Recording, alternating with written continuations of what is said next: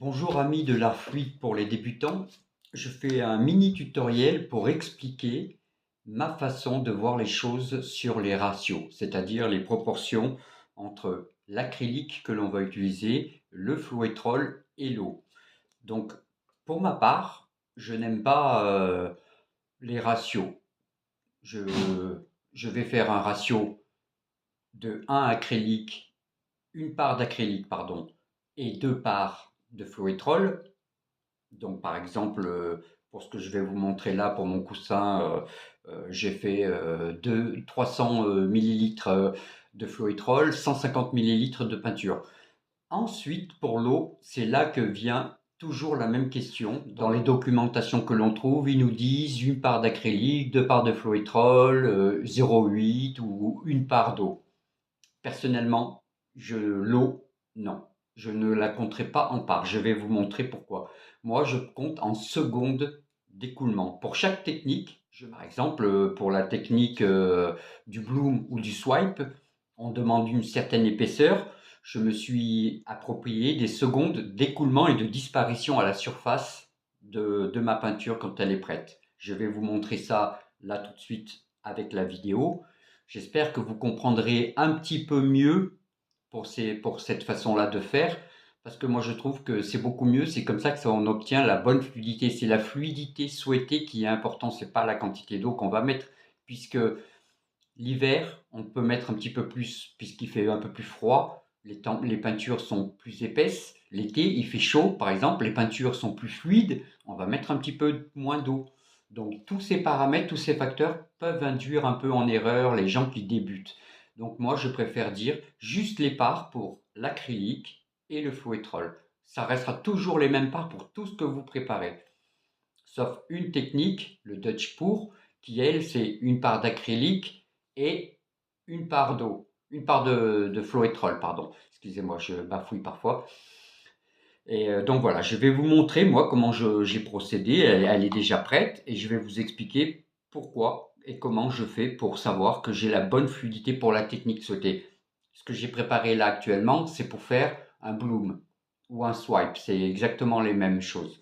Donc voilà, si vous souhaitez plus d'informations sur les proportions pour chaque technique, n'hésitez pas, laissez-moi un petit message. Je vous répondrai sans problème, je vous donnerai l'indication ou peut-être même je ferai un mini tutoriel aussi comme celui-ci pour chaque technique différente. Il y a déjà quelques tutos sur les préparations des mélanges sur ma chaîne YouTube. Mais voilà, n'hésitez pas à poser des questions, je répondrai et puis voilà. Allons-y, je vais vous montrer.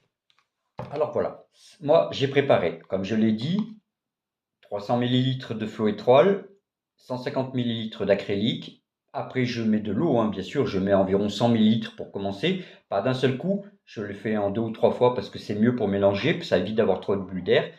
Et donc voilà. Alors moi, ce que je fais ensuite, c'est que là, je veux faire un bloom aujourd'hui. Je fais des cercles avec ma peinture, vous voyez. Je compte 1, 2, 3, 4, 5. 5 secondes, elle a disparu, elle s'est lissée en 5 secondes à la surface. 5 secondes, c'est exactement ce qu'il faut. Donc on a toujours cet aspect mielleux hein, qui est important, hein, qui s'écoule en filet le long de ma spatule. Mais après, ce qui compte, pour cette technique en tout cas, c'est ça. C'est le temps. On fait des hop, je soulève, je vais faire un cercle un peu épais. 1, 2, 3, 4, 5. Elle disparaît totalement à la surface, la trace, en 5 secondes. 4, 5 secondes. Mais 5 secondes, c'est bien. On peut faire la même chose pour toutes les techniques. Je vous donne une petite indication là tout de suite.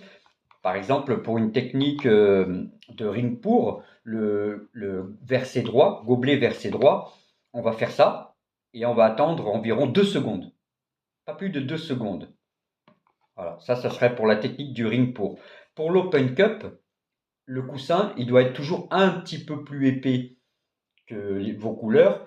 Donc les couleurs, ça sera 2 secondes. Le coussin, entre 2 et 3 secondes. Et ça disparaît. C'est vraiment ça qui est important. Tenez bien compte de ça. Ne quantifiez pas vraiment votre eau. Selon la technique que vous voulez faire, hop, vous faites des cercles, vous levez, vous faites des cercles et vous comptez le temps. Voilà. pour un swipe ou un bloom, ça demande une peinture plus épaisse. Bien sûr, c'est le coussin pour le bloom et le swipe, c'est à peu près les mêmes choses, hein, les mêmes proportions. Le coussin est plus épais que les couleurs. Les couleurs sont plus épais que votre activateur de cellules que vous allez utiliser. Donc voilà, c'est très important ces trois paramètres pour le bloom et pour le swipe.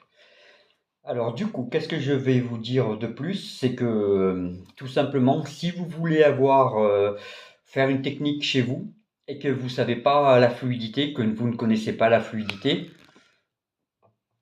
surtout, n'hésitez pas à me laisser un petit commentaire en me disant, par exemple, oh, j'aimerais bien faire un open cup. Combien de secondes, s'il vous plaît?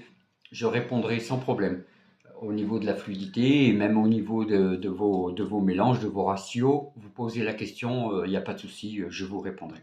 Donc bah voilà, j'espère que ce tutoriel pourra servir aux gens qui débutent et qui n'ont pas encore compris le ratio et comment bien préparer, parce que c'est vrai que sur mon groupe Facebook, c'est beaucoup ce qui ressort, c'est que les gens, avec ce qu'ils ont entendu, ce qu'ils ont vu un peu partout, avec les guides, bah, ils essayent de faire ce qui est écrit, mais entre ce qui est écrit et la réalité, on n'y est pas. C'est juste pas possible.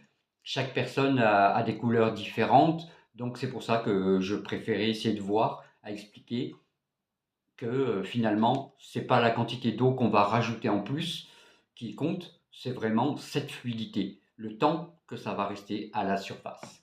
Ça, c'est primordial. C'est comme ça, je pense que les gens qui débutent vont commencer à vraiment réussir à faire des choses. Et donc voilà, pensez toujours aussi, comme je le dis fréquemment, faites vos tests de fluidité.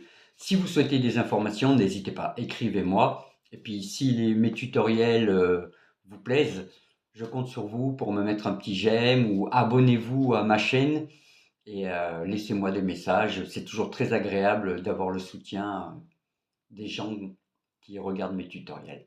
Merci à tous.